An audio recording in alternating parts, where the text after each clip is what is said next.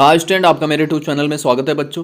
जो है आज मैं आपके लिए लेके आया हूँ एक नई वीडियो और दमदार वीडियो। चलिए इसमें देखते हैं। जो है पीछे हमने जो चर्चा किया था कल वीडियो में, ठीक है, उसमें क्या था कि ठोस जो है, ठोस का हमने परिचय दिया था। ठोस जो है उसके 4 पॉइंट बताए थे, उसके क्या विशेष गुण होते हैं वो सब बताया था। तो आज हम पढ़ेंगे ठोस जो है हमारा 2 प्रकार का होता है, ठीक। एक क्रिस्टलीय ठोस, दूसरा अक्रिस्टलीय ठोस। अगर हम इनमें अंतर डिफाइन कर लें, क्या कर लें, अंतर डिफाइन कर लें, तो आसानी से जो है हम इनकी परिभाषा भी बना सकते हैं और हमारा जो कॉन्सेप्ट है वो क्लियर भी हो जाएगा। चलिए देखते हैं फिर आगे, ठीक है।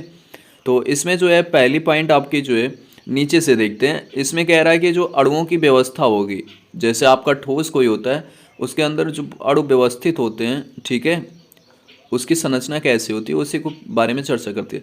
चलिए देखिए इनके यहाँ जो ये आपका क्रिस्टल और ये एमॉर्फस है, मतलब ये क्रिस्टलीय ठोस है और ये अक्रिस्टलीय ठोस, ठीक। तो इसमें क्या है कि ये जो अणु हैं इनके, ठीक है, देख रहे हैं एक नियमित तौर से व्यवस्थित हैं। ये पूरे बेचारे क्या हैं, एक नियमित तौर से व्यवस्थित है। इसमें क्या है, जो पैटर्न है वो इरेगुलर है। कहीं देखो ये अणुओं की व्यवस्था यहाँ तक चली, फिर यहाँ गायब हो गई, फिर यहाँ तक चली, फिर यहाँ गायब हो गई।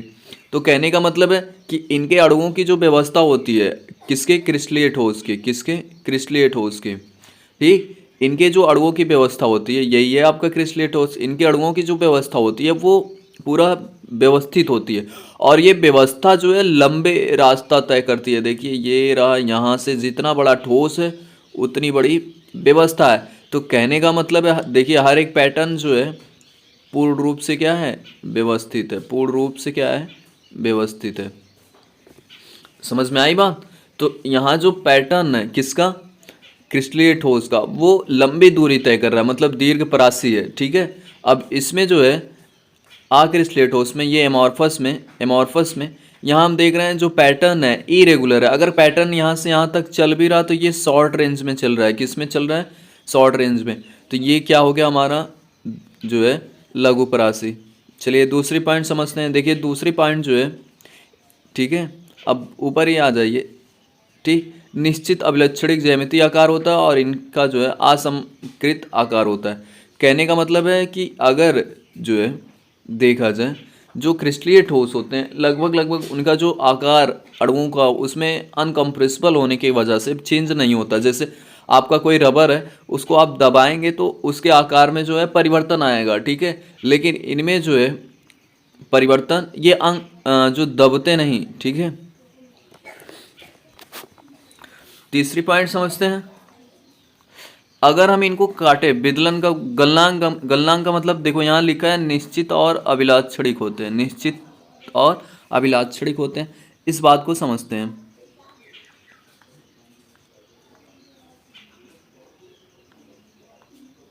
देखिए हमारे पास मान लेते हैं एक इतनी बड़ी रॉड है लोहे की, ये इतनी बड़ी, ये आयरन है, क्या है, आयरन, ठीक। फिर एक इतनी ही बड़ी जो है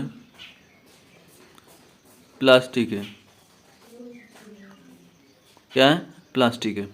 तो अब दोनों को जो है हीट करते हैं, दोनों को जो है गर्म करते हैं। यहाँ से गर्म करेंगे, ठीक। तो हम देखेंगे लोहा पहले गर्म होगा फिर लाल होगा, है ना, ऐसे पूरा गर्म होगा और लाल होगा।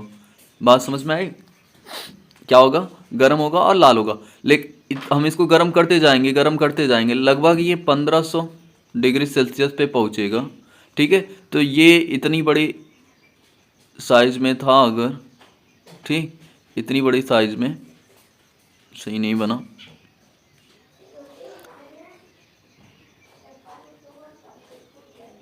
इतनी बड़ी साइज में था तो ये जहाँ से हीट हो रहा था वहीं से ये पिघल के नीचे गिर जाएगा। कहाँ गिर जाएगा, नीचे गिर जाएगा। जैसे ये जो है यहाँ से ये इतना जो है पिघल के ये जो है नीचे की तरफ गिर जाएगा, यहाँ से ये इतना पिघल के नीचे की तरफ गिर जाएगा, है ना। तो ये लगभग कितने पे पिघलेगा, अगर इसका गलनांक 1500 है, ठीक, तो ये बहुत करेगा 1510 तक जाएगा, ठीक, 1510 तक। लेकिन इनके बीच में रेंज नहीं आ रहा है। अब जैसे यही प्लास्टिक है, यही आपकी प्लास्टिक है। अब इसको आप गर्म करेंगे, जब इसको आप गर्म करेंगे तो ये पहले ही जो है नीचे की तरफ जो है ढीली होके लटक जाएगी। फिर ये धीरे धीरे और ढीली होगी, तो ये लगभग अगर ये मान लीजिए 70 डिग्री सेल्सियस पे ढीली हुई थी, जो है पिघल के लटकी हुई थी, तो ये लगभग जो है 100 डिग्री पे जाके पिघलेगी, है ना। तो इसका मतलब है कि इसको पिघलाने के लिए हमें एक रेंज चाहिए, 70 से 100 के बीच में ये कभी भी पिघल सकती है, ठीक है। 70 से 100 के बीच में ये कभी भी पिघल सकती है, और ये जो है ये अपने फिक्स पॉइंट पे पिघल रहा है। क्या हो रहा है? फिक्स पॉइंट पे पिघल रहा है। तो इसीलिए कहा गया है कि जो आपका ये क्रिस्टलीय ठोस होता है इसका गलनांक निश्चित होता है, क्योंकि वो जितना उसका गलनांक है उसी टेम्परेचर पे पिघल जाएगा। लेकिन ये जो है पहले धीरे धीरे नरम पड़ेंगे और फिर पिघलेंगे, तो कुल रेंज बन जाएगा ना। अब जहाँ से नरम हो रहा है फिर जहाँ पिघलेगा, तो काफ़ी लंबी जो है इनमें रेंज बन जाएगी ताप का। अच्छा ठीक है, अब हम बात करते हैं औजार से काटने की। तो देखो इसमें हम अगर इनको जो है एक तेज़ धार औजार से काटें तो इनके बीच जो है चिकनी सतह मिलेगी, वो चेक कर लेते हैं।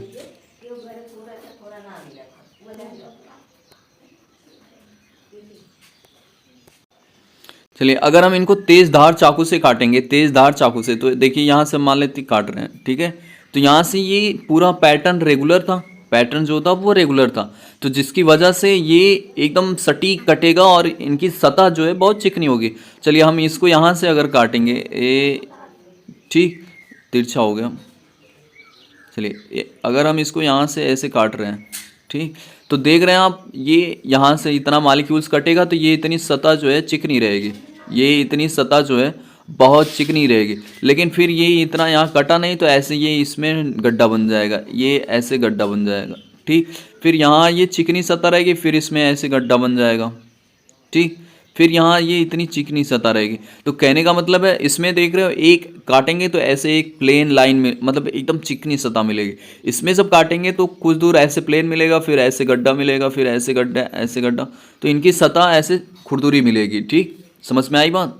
तो जैसे हम लोहा काटते हैं तो लोहे देखोगे एकदम चिकनी सतह मिलती है, लेकिन लकड़ी वहीं काटोगे तो लकड़ी को अगर आप हाथ से टच करो, लकड़ी को हाथ से छुओ, तो आपको महसूस होगा कि उसमें खुरदुरापन है, ठीक। चलिए बात करते हैं आगे और अगले पॉइंट का। इनमें जो है गलन एंथैल्पी, गलन एंथैल्पी का मतलब वही जो आप पिघला रहे हैं, आप पिघलाने के लिए जितनी ऊर्जा खत्म करेंगे वो एक अभिलाक्षणिक होगी। इनकी अभिलाक्षणिक नहीं होती, मतलब फिक्स नहीं होती, वो तो रेंज में होती है ना। चलिए बात करते हैं इनके जो है गुण की, विषम गुण। तो अगर हम देखें, ठीक है,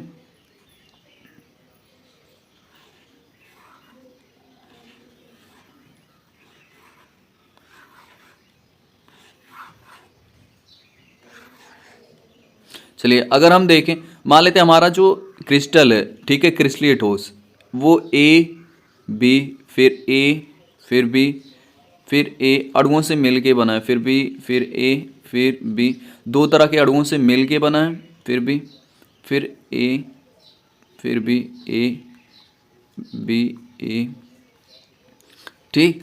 ये हमारा था क्रिस्टलीय ठोस। कौन सा था? क्रिस्टलीय। ये हमारा क्रिस्टलीय ठोस था, ठीक।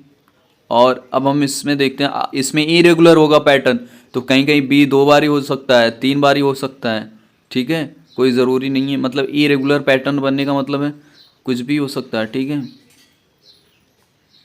चलिए अगर हम क्रिस्टलीय ठोस और अक्रिस्टलीय ठोस में देखें, तो यहाँ हम अगर इस तरफ से इनका जो है गुण चेक करें इस तरफ से, तो हम देख रहे हैं पहले हमको ए मिल रहा है, फिर बी मिल रहा है, फिर ए मिल रहा है, फिर बी मिल रहा है, फिर ए। तो हर टाइम, मतलब हर दिशा में इनका गुण ए से बी, मतलब अगर ए अलग प्रकार का अणु है, बी अलग प्रकार का अणु है, तो हर वक्त इनकी जो है गुण जो है, चाहे वो गलनांक का हो जाए, ठीक है, या जो है इनका गुण क्या हो रहा है, हर टाइम जो है बदल रहा है, इनका गुण जो है हर टाइम बदल रहा है। लेकिन इसमें जो है कहीं आपको देखिए ए के बाद बी, बी मिलने लगा, ठीक। तो इनका जो गुण होगा वो लगभग लगभग हर जो है पॉइंट पे समान आपको मिलेगा। जैसे इधर से देखो बी बी ई मिल रहा है, ठीक, इधर से ए मिल रहा है, तो लगभग लगभग ये कहीं ना कहीं अगर हम इधर से चेक करेंगे तो देखो बी, ठीक है, फिर हमें बी ए बी मिलेगा।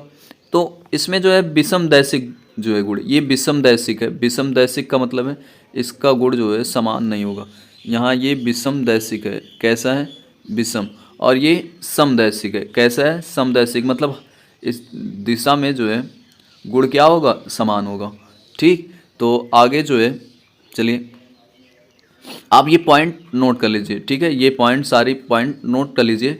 और यही आपका अंतर भी है और यही परिभाषा भी है। इतना क्रिस्टलीय ठोस में आप लिख देंगे, ठीक है, तो बना के तो आपका बन जाएगा। ठीक, चलिए आगे देखते हैं कि इनका जो है कह रहा है कि प्राकृत कैसी होती है, नेचर कैसा होता है।